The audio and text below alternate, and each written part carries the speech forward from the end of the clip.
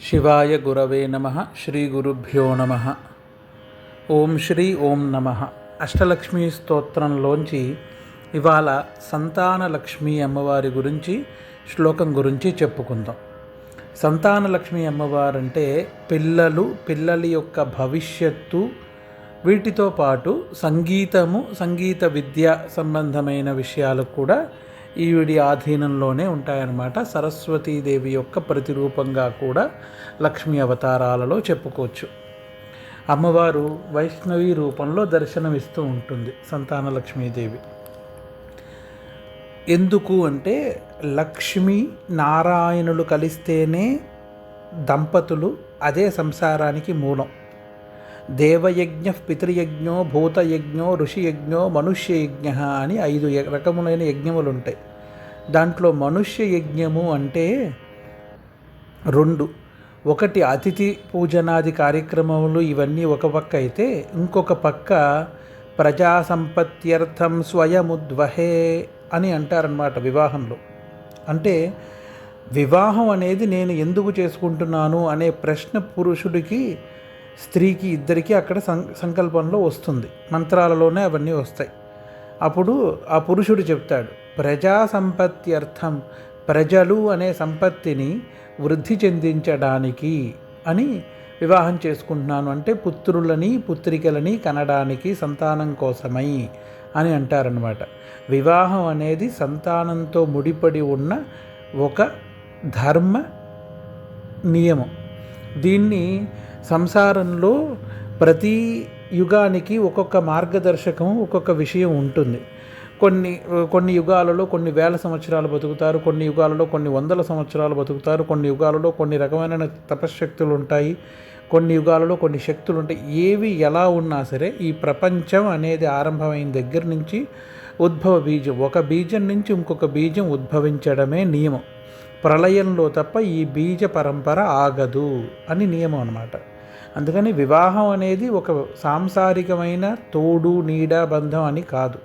శాస్త్ర ప్రకారం చూసుకుంటే నన్ను మా అమ్మా నాన్న కన్నారు, ఈ ప్రపంచానికి ఇచ్చారు, నేను అలాంటి విశేషమైన వ్యక్తిత్వం గల సంతానాన్ని ఈ ప్రపంచానికి ఇచ్చేటట్టుగా నన్ను ఆశీర్వదించమని అగ్నిదేవుడిని, ఇంద్రుడిని, విష్ణువుని కోరుకుంటారనమాట. ఏకమిషే విష్ణుస్త్వాన్వేతు అని చెప్పేసి మంత్రం వివాహంలో ఉంటాయి. అక్కడ ప్రార్థన ఉంటుంది. పతి పత్ని ఇద్దరూ కలిసి కోరుకునేది ఏంటంటే సద్యోగమైన, సద్విచారాలతో కూడిన, లోకోపకారకుడైన సంతానము ప్రసాదించమని కోరుతారన్నమాట. అది ఇక్కడ సంతాన లక్ష్మి యొక్క అమ్మవారి యొక్క విశేషత.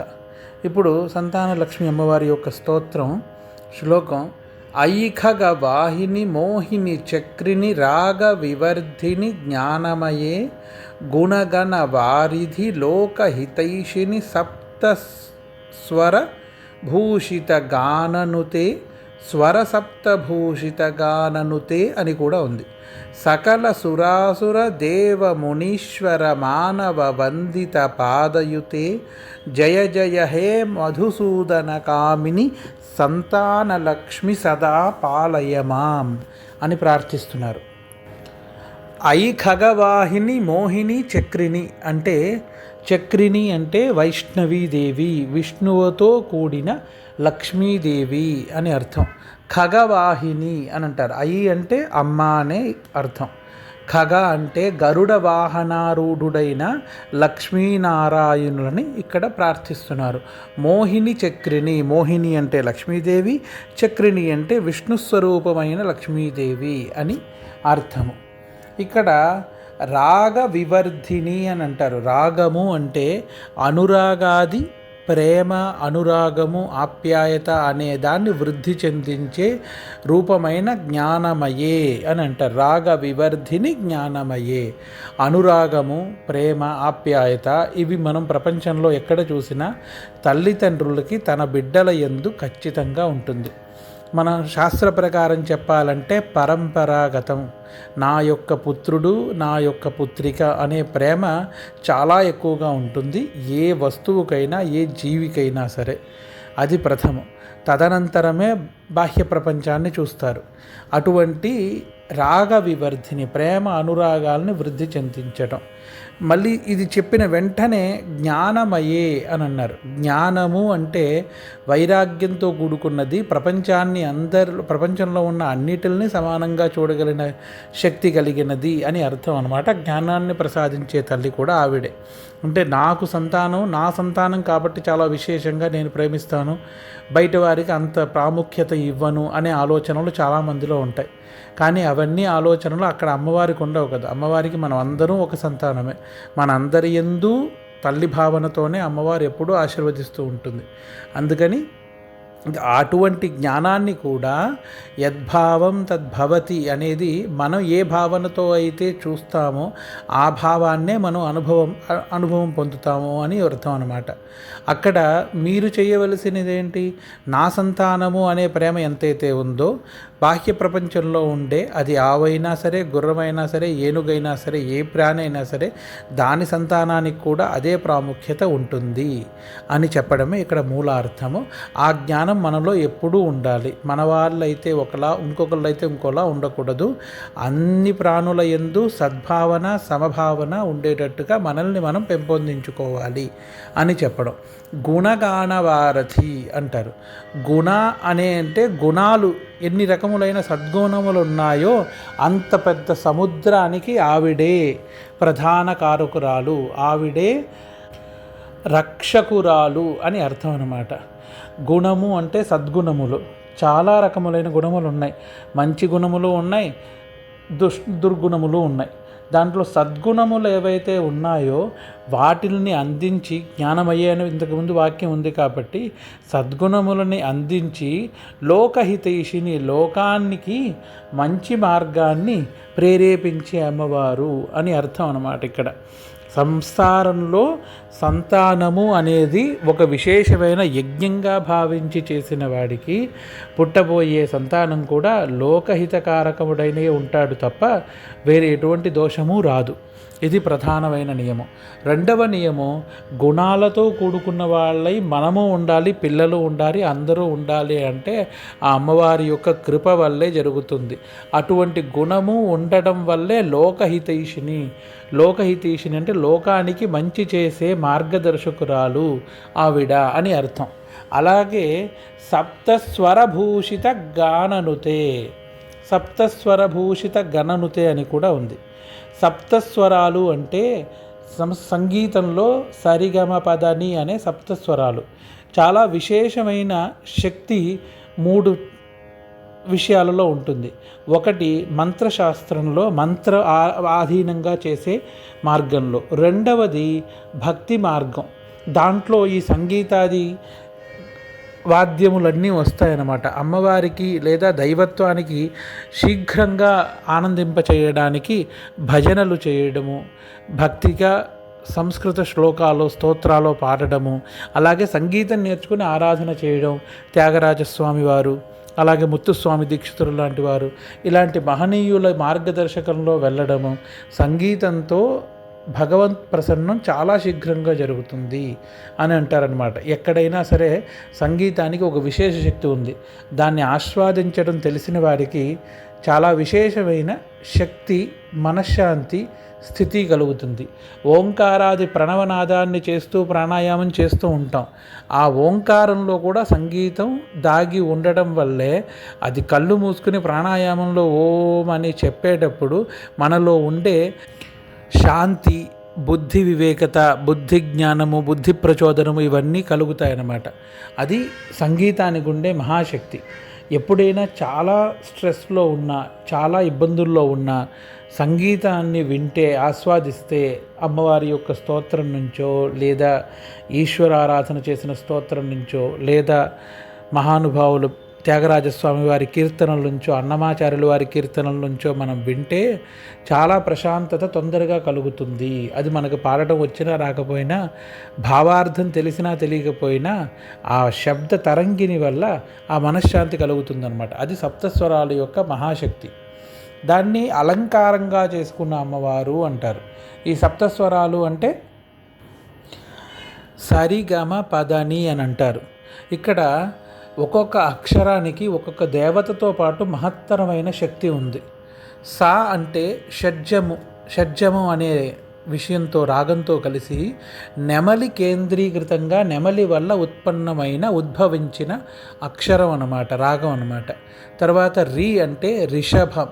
ఈ రిషభము అనే దానికి ఎద్దు సంకేతంగా ఉంటూ కూడా ఎద్దు రంకె నుండి ఉద్భవించినది. అలాగే గా అంటే గాంధర్వం. గాంధర్వగానం అని చాలా చోట్ల గంధర్వగానం అని అంటాం కదా, అలా గాంధర్వం అని అంటారు. ఇది మేక అరుపు నుంచి ఉద్భవించింది. అలాగే మా అంటే మధ్యమం. ఇది క్రౌంచ పక్షి కూత నుంచి ఉద్భవించింది. అలాగే పా అంటే పంచమం. ఇది కోయిల కూత నుంచి ఉద్భవించింది. అలాగే దా అంటే దైవతం. ఇది గుర్రం యొక్క సకిలింపు నుంచి ఉద్భవించింది. నీ అంటే నిషాదం. ఇది ఏనుగు యొక్క ఘీంకారం నుంచి ఉద్భవించింది. ఇలా సప్తస్వరాలకి మూలమైన కొన్ని శబ్ద తరంగిణుల వల్ల ఉద్భవించిన మహత్తరమైన శక్తులు. ఉదాహరణకి ఐం అని సరస్వతీ మంత్రం ఏదైతే ఉందో, పూర్వం ఒక మహాపురుషుడు అమ్మవారి యొక్క అనుగ్రహం కోసమై ప్రయత్నిస్తూ మంత్ర సాధనకి ఏ మంత్రం చేయాలో తెలియదు. కానీ అక్కడ ఒక చోట ఒక పంది ఐ ఐ అనే ఒక శబ్దాన్ని ప్రయోగిస్తుంటే అది అరుపు అతనికి ఈ శబ్దంగా వినిపించి ఐం అనే శబ్దాన్ని పట్టుకుని తపస్సు చేశాడు. సరస్వతీదేవి అనుగ్రహం కలిగింది. శబ్దాల్లో మంత్రమాతృకలు అని అంటాం మనం. అంటే అకారాది క్షకారాంతం ప్రతి అక్షరానికి ఒక్కొక్క దేవత, ఆ దేవత యొక్క శక్తి ఉంది. అలా చూసుకుంటూ వెళ్తే మనం కొన్ని లక్షల మంత్రాలు, కొన్ని లక్షల అక్షరాలు వాటికి దేవతలు ఉన్నారు. ప్రతి మంత్రం ఇప్పుడు కా అనే దాన్ని మనం క అనే కమ్ అనే ఇదే శబ్దంతోనే ప్రయోగిస్తాం. కానీ అక్కడ కమ్, అలాగే బీజాక్షరాల్లో క్లీం, క్రామ్, క్రోమ్, క్రైమ్ ఇలా చెప్పుకుంటూ వెళ్తే ఒక్కొక్క అక్షరానికి మూల మంత్రము, మంత్రాధిష్టాన దేవత అందరూ ఉంటారు. అలా మంత్రశక్తి ఉద్భవించింది సంగీతం నుంచి. ఆ మంత్రశక్తి నుంచి సంగీతం ఉద్భవించింది. రెండు భేదం లేదు, రెండిట్లకి అభేదం. శివ విష్ణువులకి ఎలా అయితే అభేదం లేదు, అలాగే అక్షరానికి సంగీతానికి, సంగీతానికి అక్షరానికి అభేదం అన్నమాట. అటువంటి మహత్తరమైన అక్షర సంపదలోంచి ఉన్న 7 అక్షరాలతో కూడినదే సప్తస్వరాలు. ఈ సప్తస్వరాలనే అలంకారంగా చేసుకుని ఉన్న తల్లి. అటువంటి తల్లి సంతాన లక్ష్మి ఈ ప్రపంచంలో ఉండే ప్రజా సంపత్తికి వృద్ధి ప్రజలు అంటే మనుషులు మాత్రమే కాదు, పుట్టే ప్రతి జీవిని చెప్పచ్చు. అలా అన్ని సంతాన వృద్ధికి, ఆ సంతానం యొక్క భవిష్యత్తుకి మంచి మార్గదర్శకానికి అమ్మవారి యొక్క కృప చాలా అవసరం అంటూనే, ఆ అమ్మవారు ఎవరు పూజిస్తారో అమ్మవారిని అంటే అప్పుడు చెప్తారు, సకల సురాసుర దేవ మునీశ్వర మానవ వందిత పాదయుతే. రాక్షసులు లేదా దేవతలు, మునులు, ఋషులు, మానవులు అని వాళ్ళు వీళ్ళని కాదు, పుట్టిన ప్రతి జీవి, 6వ బుద్ధి కలిగిన ప్రతి జీవి, 5వ బుద్ధి కలిగిన ప్రతి జీవి ప్రార్థించే దేవత ఈ మహాలక్ష్మి. వీళ్ళందరి చేత పూజింపబడే ఆ సంతాన లక్ష్మి ఎవరైతే ఉన్నారో ఆవిడని జయ జయ హే మధుసూదన కామిని, ఆ అమ్మవారిని, కామిని అంటే విష్ణుమూర్తి యొక్క భార్య అయిన సంతాన లక్ష్మీదేవి స్వరూపిణి, జనని అని అంటారు. పార్వతీదేవిని, సరస్వతీదేవిని, మహాలక్ష్మీదేవిని ముగ్గురులో అందరూ ఒకే రూపంలోనే ఉంటారనమాట. జగతః పితరౌ వందే పార్వతీ పరమేశ్వరౌ అని ప్రార్థిస్తాం. అలాగే జగతః పితరౌ వందే లక్ష్మీనారాయణౌ అని కూడా ప్రార్థిస్తాం. అమ్మవారు సంతాన లక్ష్మీదేవి అమ్మవారు అనమాట. అటువంటి మహాలక్ష్మి అమ్మవారు కోరిన కోర్కెలు తీరుస్తూ పిల్లల యొక్క భవిష్యత్తు బాగా ఉండడానికి, లేదా పిల్లల కోసమై ప్రయత్నించే వాళ్ళకి ఈ యొక్క అమ్మ ఆరాధన చాలా విశేషమైనది. విశేషంగా సంతాన లక్ష్మీ సమేత సంతాన వేణుగోపాలస్వామి యొక్క ఆరాధన అనుష్ఠానం చేస్తే సంతానము లేని వారికి సంతానం కలిగే మార్గదర్శకము జరుగుతుంది. దానికి కొన్ని నియమాలతో పాటు ఆరాధన కొన్ని నెలల పాటు చేయవలసి వస్తుంది. అలా చేస్తే అమ్మవారి యొక్క కృప వల్ల సత్సంతానం కలుగుతుంది అని శాస్త్రోక్తి జరిగింది కూడా చాలామందికి. శివాయ గురవే నమః.